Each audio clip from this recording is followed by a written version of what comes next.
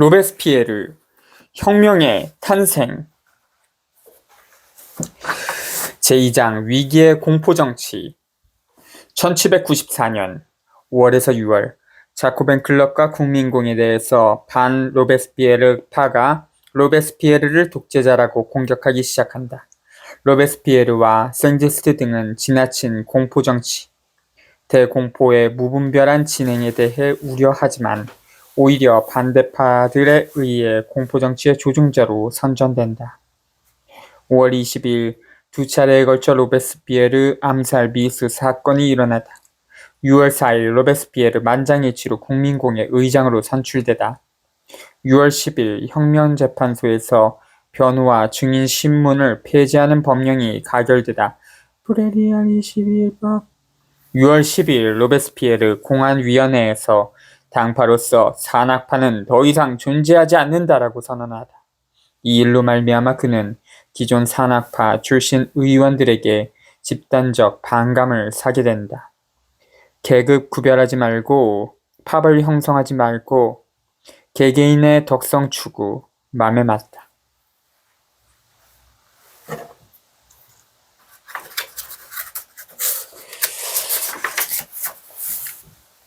프레리알 3일 1794년 5월 20일 군주제를 신봉하는 아드미라라는 한 나고자가 로베스피에르를 암살하려 했으나 그를 만나지 못했다. 그날 저녁 그는 콜로 데르부아를 향해 총을 2발 쏘는 것으로 분을 풀려고 했으나 2발 모두 빗나갔다. 상킬로트 한 명에게 부상을 입힌 후 붙잡힌 아드미라가 첫 자백을 한 직후 이번에는 왕당파 아버지와 전직 수녀인 고모 밑에서 자란 세실 르노라는 젊은 처녀가 프레리알 4일 주머니에 작은 칼을 2개 넣고 부재 중이던 로베스피에르의 집으로 가 독재자를 위협하는 말을 퍼붓다. 체포된 그녀는 기요틴에서 처형되기에 앞서 감옥으로 가는데 필요한 속옷을 모두 준비했다고 태연자약하게 진술했다. 이틀간 2차례의 암살 기도가 실패했다. 그 사건들이 개인적인 충동에 따라 행동한 정신병자들의 소행이었는지 동일한 음모 아래 움직인 자들의 행동이었는지는 알 수 없다. 분명한 것은 아드미라가 우리가 이미 동인도회사 사건에서 본 왕당파 음모가 남적의 접자를 개인적으로 알고 있었다는 것이다. 그리고 더욱 확실한 것은 공안위원회가 아드미라를 영국과 반혁명 세력의 조종을 받은 것으로 여겼다는 점이다. 자신에 대한 2차례의 암살 기도가 있었다는 소식을 듣고 로베스피에르가 보인 반응을 이해하기 위해서는 5년 동안의 분주한 활동과 강렬한 감정 동요 이후 그리고 10달 동안 권력 행사에서 매우 막중한 책임을 맡은 이후 그가 어느 정도의 육체적 피로와 신경쇠약 상태에 있었는지를 분명히 짚고 넘어가야 한다. 이때부터 테르미도르 9일 7월 27일까지 과민한 뿐 아니라 결정의 공정함과 발언의 적절함에서 그의 신경이 부분적으로 그의 통제를 벗어난 것으로 보였다. 내가 보기에는 로베스피에르의 전기 작가 중 누구도 이 점을 충분히 간주하지 않았다. 그는 혁명 초부터 자신의 상태가 어떻든 끊임없이 수많은 임무를 맡아야 했고 이제 한계에 이르기 시작했다. 앞에서 보았듯이 1793년 5월에서 6월에 이미 그는 자신의 기력이 소진됐음을 고백했다. 따라서 1년 후 그가 얼마나 기진맥진했을지는 쉽게 짐작할 수 있다. 그렇다고 해도 그의 극한적인 용기가 하루아침에 꺾였다고 결론을 내려서는 안 된다. 샤르루아, 벨기에 남서부의 도시 랑드르시, 벨기에와의 국경 부근에 있는 도시 캄브레, 프랑스 북부의 도시 프레리알의 공안위원회가 흥망을 걸고 군사작전을 감행한다는 것 역시 잊어서는 안 될 것이다. 블랑드르 해안에서 피슈그리는 너무나 천천히 공세를 펼쳤다. 주류당의 지휘를 받는 모젤 군대, 이 군대는 곧 상브르네즈 군대가 된다. 일부러 보강된 아르덴 군대는 샤르루아로 가는 길을 뚫으려 했다. 그런데 프랑스의 두 공격 날개 사이를 오스트리아의 코부르크가 공격했다. 그는 플로레알 11일 4월 30일 랑드르시를 굴복시켰고 뒤이어 캄브레를 위협했다. 공안위원회는 사기를 북돋고 오스트리아군의 진격을 저지하기 위해 서둘러 생지스트와 르바를 북부로 파견했다. 봄에서 여름으로 이어지는 이 전투는 겨울에 승리들을 공고히 하고 활용하려는 쪽에게나 그 결과들을 무효화하려는 쪽에게나 결정적인 것이다. 따라서 만일 로베스피에르가 프레리알 3일과 4일의 암살기도로 쓰러졌다면 그것은 그가 개인적으로 표적이 되었기 때문만은 아니었다고 말할 수 있다. 그는 오래전부터 자신의 혁명의 순교자가 되리라고 예견해왔다. 그 예견이 실현되었다는 것을 고려하지 않는다면, 그리고 로베스피에르 주위의 모든 사람들이 그만큼은 아니지만 진지하게 순교자의 영예를 얻고자 하지 않았다면 다소 짜증스럽게 느껴질 만큼 집요하게 그는 그 예견을 되풀이했다. 전제정의 비수는 당시의 웅변에서 빠지지 않고 나타나는 주제였다. 그러나 르펠르티에와 마라의 암살 이후 그 비수의 그림자가 구체적으로 자신의 운명 위에 드리워지자 로베스피에르는 자신의 죽음을 원하는 사람들이 그의 죽음을 통해 그가 결정적 승리를 확보하기 위해 에너지를 배가해야 하는 시기에 혁명정부를 와해시키고 마비시키려 한다는 것을 알고 있었다. 그는 또한 반혁명 세력이 언제든 무장 해제되지 않은 국내의 반대파에 의지할 수 있다는 것, 그리고 아드미랄 세실론을 보면 그 증표에 불과하다는 것을 알고 있었다. 그는 반혁명 세력을 분별하기보다 직감하였으며 그들이 아마도 그 어느 때보다 더 체계적이고 응집되어 있다고 생각했다. 그러나 그는 모호한 여러 집단이 반혁명에 연루되어 있고 따라서 반혁명 세력이 여전히 가변적임을 인식하고 있었으며 지금 우리는 반혁명의 다양한 부분들을 그보다 더 잘 분간할 수 있다. 우선 당통의 잔당이라 부를 만한 사람들이 있다. 그들은 르장드르를 제외하곤 부패한 우상을 변호할 용기가 없었지만 당통의 원수를 갚고 싶어 했다. 이 음모의 주동자는 루크앵트르였다. 그를 중심으로 뒤리오, 조프루와 디레옹, 그루트와 브루동드루아즈 등 프레리알 초에 그는 로베스피에르의 고발장을 작성하고 은밀히 그에 대해 이야기했다. 프레리알 5일 5월 24일 그는 국민공회 안에 나타난 새로운 카이사르를 제거하기 위해 동료들과 계획을 세웠다. 로베스피에르는 곧 그 사실을 알게 된다. 루크앵트르 로렌 루크앵트르 1742년부터 1805년 직물상인 출신의 입법의회, 국민공회 의원 테르미도르 쿠데타에 참여한 후 공포 정치가들을 고발했다. 티리옹 디디엘 티리옹 1763년부터 1815년 교사 출신의 국민공회 의원 파견지에서 소환된 후 로베스피에르의 열렬한 반대파가 됐다. 쿠르투아 댐쿠르투아 1754년부터 1816 콜레즈 동창인 당통의 지지를 얻어 입법, 의회와 국민공회에 진출했다. 의회에서는 눈에 띄지 않는 존재였어 당통파의 숙청 과정에서 체포를 면했다. 또 그들과 관계가 있는 소환된 파견 의원들, 전날의 잔혹한 과격, 공포정치가들, 즉 푸시에 이 집단에서 가장 뛰어나고 가장 활동적인 노련한 정치가인 그는 프레리알의 자코벤 클럽의 의장으로 선출되는 데 성공했다. 털링, 덜 똑똑하고 더 수다스럽고 훨씬 더 부패한 프레롱, 바라스, 로베르 등이 있었다. 의심의 여지 없는 애국심을 지닌 냉혹한 파견 의원들, 좀 더 후에는 카리에, 르봉에 대해 로베스피에르는 타협적인 태도를 보였다. 반대로 그가 알기에 신념이 없고 부패한 인물들에 대해 로베스피에르는 어떠한 타협도 받아들이지 않았다. 그는 그들이 행한 가혹한 탄압보다는 그들이 공화국의 명예를 실추시켰다고 비난했다. 그러니 여러분은 리옹 함락에서 온건한 태도 때문에 의심을 산 디부와 크랑스를 그들과 동시했다. 그가 원하는 것은 그들의 목이 아니라 국민공회가 그들을 국민공회에서 추방하여 스스로를 정화하는 것이었다. 그들이 로베스피에르에게 쓴 탄원서를 긍정적으로 받아들였다면 그는 그들을 자기 편으로 만들 수도 있었을 것이다. 그러나 그렇게 한다면 그는 더 이상 로베스피에르가 아닐 것이다. 그는 그들과 타협하느니 불구대천의 원수가 되는 쪽을 선택했다. 나에게도 해당되는군.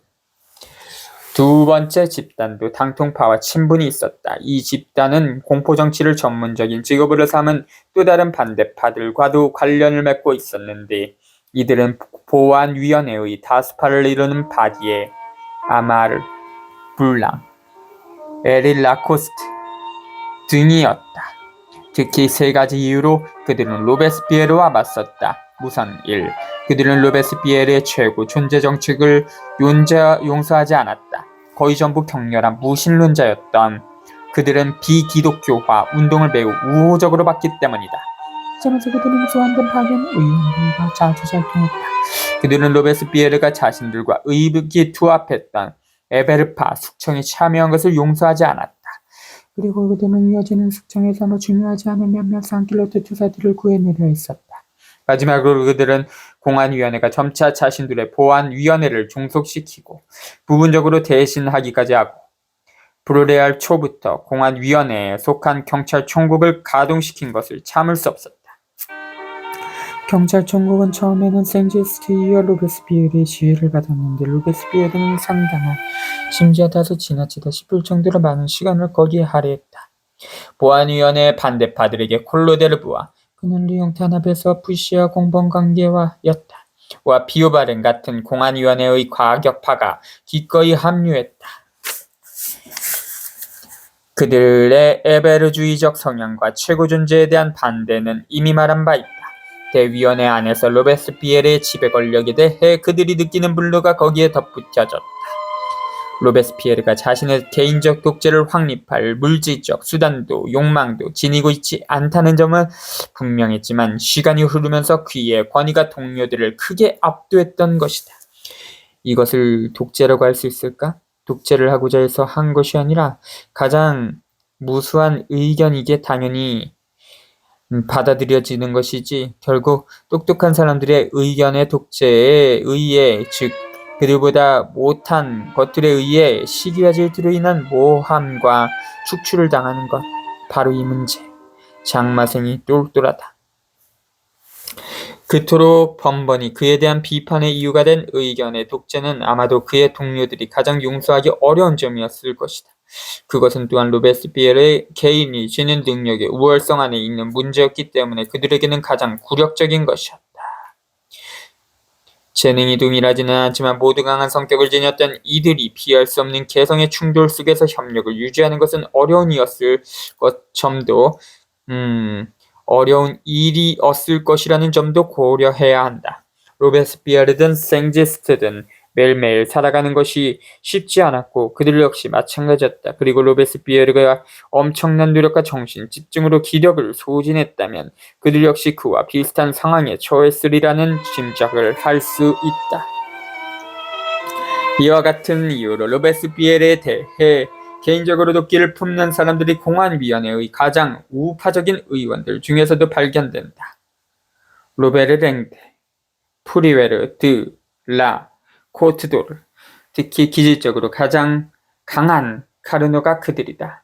두 진영 중 어느 한쪽의 승리가 확실할 때에만 기회주의적 행태를 중단할 인물을 어딘가에 포함시켜야 한다면 적응력 강하고 교활하고 정체를 파악하기 힘든 바레르들 앞에 인물들에 덧붙여야 할 것이다. 그러나 그들에게는 다른 동기가 있었다. 그것은 방토주법들의 농업 정책에 대한 조용하지만 끈질긴 반대, 공정가격제의 경제적 통제에 가능한 한 빨리 종지부를 찍고자 하는 의지, 산킬루트와의 동맹 중 남아있는 모든 것이 곧 어려움 없이 끝장나리라고 예감하는 부르주아의 계급적 본능이었다. 생지스트. 공포정치 시기에 생지스트는 반혁명 혐의자들의 재산을 몰수, 무상분배한다는 내용의 방토주법을 통과시켰다. 때로 그의 과격함은 로베스피에르를 능가했다. 대위원회의 좌파가 보안위원회에 의지하는 것과 마찬가지로 우파는 재무위원회, 감봉, 말라르메, 라멜에 의지하고 있었다. 전 지롱드파로서 개인적으로 늘 로베스피에르를 미워했던 강봉은 애국심에 의해 산악파에 들어왔다. 그러나 그는 전 징세 청부업자들과 정치적으로 노선이 분명치 않은 재계 인사들을 보호했다. 카르누처럼. 그리고 같은 이유로 강봉은 당통과 관용파를 쓰러뜨리는데 한순간도 주저하지 않았다. 카르누처럼 그는 더 이상 로베스피에르파가 찬양하는 사회정책이 계속 양보할 충분한 이유가 없다고 봤다. 논의의 여지없는 그의 개인적 청량함은 그의 재무관리에 반영되는 계급적 탐욕과 뒤섞여 있었다.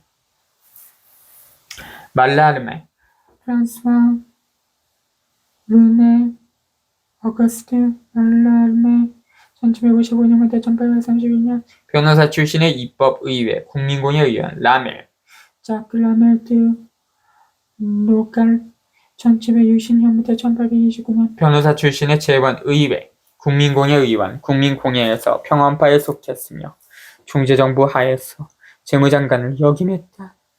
마지막으로 카르노처럼 그리고 그 이전에서 두 사람은 모두 지론드파에 가깝다. 강봉은 혁명전쟁에서 승리함으로써 정복한 나라를 정기적으로 착취하고 새로운 시작을 개척하고 아시냐를 안정시킬 수 있을 것이라고 생각했다. 반면 로베스피에르는 공화국을 공고히 하고 자유의 나라를 라인강까지 확장하는 것만을 염두에 두고 있었다. 아파트 33평 욕망의 제한. 이 마지막 대립이 기존에 이야기된 요인들보다 더 중요한 역할을 했을 것이다. 테르미도르의 반동이 플레리스 전투 1794년 6월 26일 이후에야 즉 2차 벨기아 정복의 부르주아지의 식욕을 자극할 때에야 가능해지는 것은 우연이 아니었다. 브레리알 1794년 5월 20일부터 6월 18일 조에는 이처럼 다양한 반대파들이 공존하고 있었다. 하지만 그들은 여전히 과감하지 못했다. 이미 플로레알 1일 3월 20일에 비오바르는 단순히 독재자 페리클레스에 대해 이야기하는 척하면서 로베스피에르를 암시했다. 역시 플로레알의 공안위원회 내에서 격렬한 언쟁들이 폭발했다. 로베스피에르와 생제스트는 카르노가 그의 사무실의 특권층 기술자들을 고용한 것을 비난했고 이에 응수하여 카르노는 그들을 우스꽝스러운 독재자들이라고 불렀다. 또 플로레알 말에 강봉은 로베스피에르가 자신의 23일 법령에 반대하자 그에 대한 보복할 수단을 찾기 시작했다. 그러나 이 모든 것은 전초전에 불과했다. 이미 어떤 상반된 고리들로부터 사슬이 만들어져 그것이 용접되면서 로베스피에르의 목을 조르게 될지 알 수 없었다. 그동안 대위원회는 어떠한 분야이든 그것이 자신들에게 치명적인 위험을 의미한다는 것을 계속 의식하고 있었다. 콜로 데르부아가 로베스피에르와 동시에 살해될 뻔하지 않았는가. 반혁명은 여전히 전투 능력을 상실하지 않았다. 그리고 줄곧 그것은 여전히 애국적인 모든 산악파의 주요한 적으로 보였다. 공안위원회의 다수파가 제한적이고 잠재적인 적대감으로부터 가차없는 투쟁으로 나아갈 수 있도록 로베스피에르는 모든 타협을 거부해야 했다. 브레디알 6일 1794년 5월 25일 공안위원회는 생제스트에게 군사적 상황이 허락한다면 돌아올 것을 만장일치로 요구할 만큼 상황이 심각하다고 판단했다. 자유가 새로운 위험에 처해 있다. 공안위원회는 모든 위원들의 지식과 활력을 결집할 필요가 있다. 6일 저녁 로베스피에르는 자코벤 클럽에서 발언했다. 그는 어떤 한 사람에게 지나친 경의를 표하고 그의 운명에 과도한 중요성을 부여하는 것으로 보이는 모든 조치들에 반대했다. 최고전제 냄새.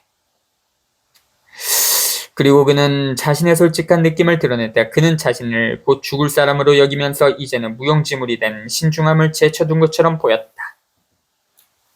페리클레스 기원전 495년부터 429년 아테네 민주주의와 아테네 국가의 발전을 이룬 고대 정치가 1인 독재 체제를 통해 아테네 최전성기를 구가했다.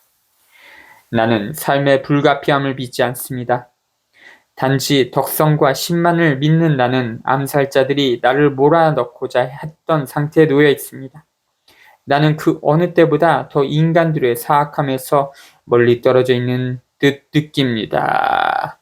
나의 영혼은 그 어느 때보다 더 배신자들을 폭로하고 그들의 얼굴에서 감히 스스로를 가리고 있는 가면들을 떼어낼 준비가 됐습니다. 진나라 때 그공이란 사람이 도둑을 기막히게 치욕하는 능력으로 암살당했다는데 그와 유사. 지목하는 능력. 이튿날인 프레리알 7일 바레르는 긴 보고서를 통해 암살자들의 배후에 영국 총리 피트가 있다고 고발했다.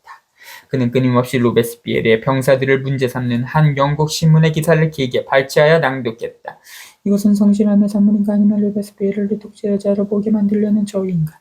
배신행위가 있다 해도 거의 주목받지 못했다. 의회의 다수파 내에서 음모에 대한 방어 의지와 처벌 의지가 결합했다. 그리하여 의회는 터무니없고 불합리하고 시행할 수 없는 다음에 법령을 공포했다. 이 법령은 혁명연의 병사들의 명예를 위해서든 자연스럽게도 시행되지 않았다. 누구도 영국이나 하노버의 포로가 돼서는 안 된다. 어떠한 목소리도 거기에 반대하지 않았다. 의회를 자극한 분노의 폭발을 가장 극명하게 보여주는 것은 이후 며칠간 목격하게 될 프랑스 전역에서 쏟아지는 수백 통의 청원서들이다. 이러한 격렬한 집단적 반응을 이해하기 위해서는 1789년 7월의 대공포와 1792년 9월의 학살로 거슬러 올라가야 한다. 모두 반응의 세력이나 외국의 음모에 대한 분노와 두려움에 기인하는 점에서 로베스피에르가 바레르의 뒤를 이어 발언했다. 로베스피에르는 열에 들뜬 일종의 흥분 상태에서 다시 자신을 죽은 사람으로 간주할 것을 요구했다. 이때 그는 숭고함에 어느 정도 취한 듯 어느 때보다 더 낭만적이고 코르네유적인 모습을 보였다. 그러나 즐거워하고 하늘에 감사합시다. 전제정의 비수를 맞을 만하다고 판단될 만큼 우리가 조국에 크게 봉사했으니 말입니다. 왕들과 그 시종들이여, 우리는 당신들이 우리와 벌이는 것과 같은 전쟁에 대해 불평하지 않으며 나아가 그 전쟁이 여러분에게 신중하고 위험 있는 고려의 대상이 될 가치가 있음을 인정합니다. 우리의 원칙이나 우리의 군대에 승리를 거두는 것보다 우리의 생명을 빼앗는 것은 사실상 훨씬 더 쉬운 일입니다. 지상의 강대국들이 미약한 한 개인을 살해하기 위해 동맹을 맺는다면 아마도 그 개인은 사는데 집착해서는 안 될 것입니다. 또한 우리는 오래 산다는 생각을 하지 않습니다. 모든 압제자들에게, 그리고 훨씬 더 위험하게 모든 악당들에게 전쟁을 선포하는 것은 오래 살기 위해서가 아닙니다. 18.